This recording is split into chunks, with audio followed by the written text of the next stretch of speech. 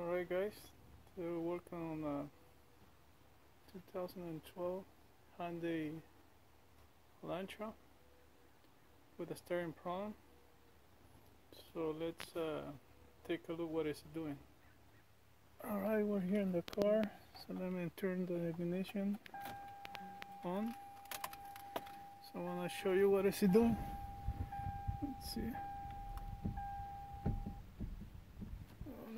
Let me fire up.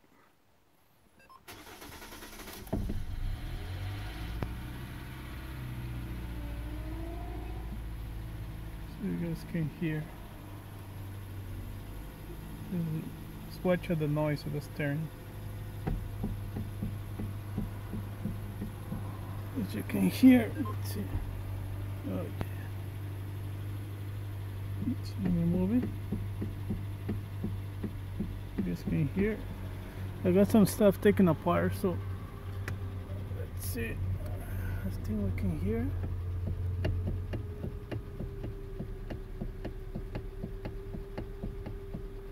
Okay. So I think what it is gonna be the steering cover, they call it. Let me show you how it looks. Okay, this is the part that I think is gonna be our problem. So let's take it apart and take a look and see, and this is gonna be our problem.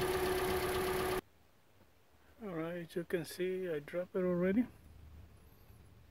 I got everything off. I'm ready to take the motor out, and let's take a look and see what we find. I got the bolt loose so I can be able to hold the camera and take it out. Let me try to do it. So there's 3 bolts and one in the back. I got it loose already. So let's just pop the motor. Be careful. There you go. Let me get the camera a little closer so you can take a look what's going on. As you can see, it's all worn out. So we got the right hole, so it shoot up. So we're going to take the piece out. As you can see, everything is nice.